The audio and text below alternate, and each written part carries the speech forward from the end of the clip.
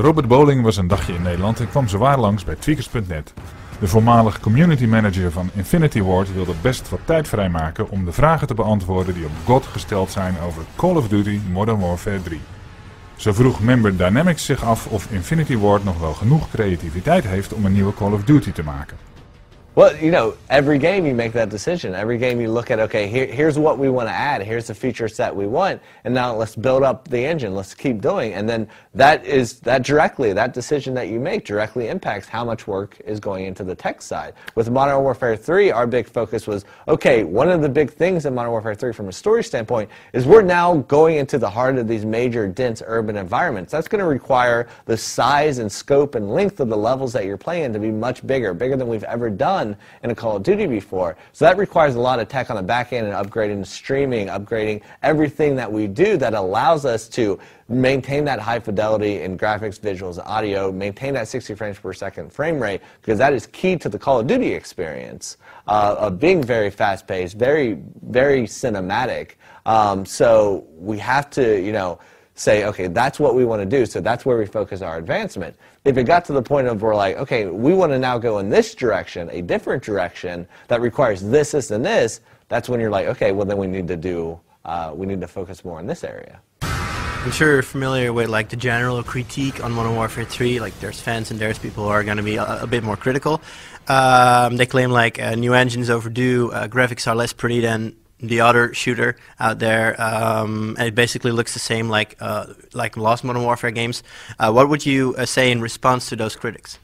Well, I think it's most important to look at our design philosophy for Modern Warfare 3. And I mean, at the end of the day, we look at what can we add and what can we build upon to really improve the gameplay experience, the core gameplay that you're going to get and the player's going to have. So everything that we add is all focused on improving that and making sure that we're building it out and giving you more of an experience than ever before. And that's where we focus everything. And then once you get that and nail that core gameplay and you're enhancing that and you're improving that for the player, then we look at, okay, now how can we enhance the immersion? And you do things like that by upgrading the tech and the visual engines, upgrading lighting, audio things that give you more situational awareness, because that stuff, while improves the immersion and look and fidelity of the game, most importantly, also directly impacts your gameplay, because now you're more situational aware. You know, you're able to pick out targets better. You're able to just get into the game more.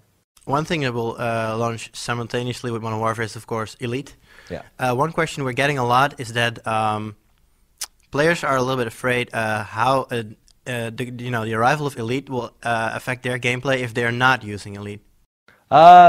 It will not hinder or affect their gameplay at all if they're not using Elite. Elite is a additional service outside the game that allows you to get more out of the game for free that everyone has options to if you want to. So, you know, it's detailed stat tracking, it's the ability to create groups of further customize like who you're playing with and you know, their information, and then other things like changing your create a class on the fly, you know, remotely, and you can push it to the game. But it is in no way the ability to buy advantages in multiplayer or get advantages that the core player doesn't have. You don't have to ever sign up for Elite, and you're getting the full multiplayer experience that everyone else is having. One of the things that our members came up with is about objective-based game modes. They claim that there's too many people just focusing on their kill-death ratio and not actually focusing on the objectives, because for them it might be more beneficial to not go after a flag but stay in cover and get your KD up instead of actually scoring a point for your team. Is that something you're looking at and you would like to fix? Of course, whenever you're designing you know, multiplayer, you have to look at every audience that's there, and especially in objective game types, it's extremely important to us that we're allowing the objective player to be incentivized and rewarded for being an objective player.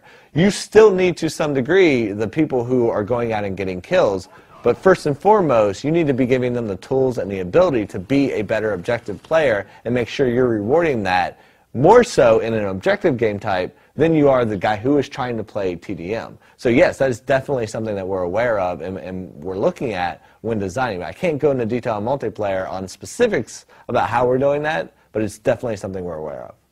In objective modes, it's generally easier to predict spawn points for your enemy, so that's like a big reason that KD players want to play objective modes. Staying on that predictability a little bit, Would you say it would not benefit the game to let players decide for themselves where they want to spawn? Well, I mean, that's a big design feature, you know, and whether that's how will that impact how the match plays out. I mean, we balance it a very specific way, but we look at, you know, how we can improve and advance and change how spawning works per game type each game. So, you know, I don't think that's a bad idea, but it really goes down to the details that I can't get into of, like, the specific modes. Obviously, Modern Warfare 3 is one of the biggest games out there, so you're bound to have a lot of speculation going on even before you announce anything. How do you feel about it? Like, do you look at it in any way, or does it not interest you? No, I look at all the speculation and rumors because it's just fun most of the time, and I love having people speculate about the game because that means they're interested, that means they're passionate, and that means they want to know more. So it's always great to see people speculate and then, like, start pulling, because sometimes you'll see something and you'll be like, that's great.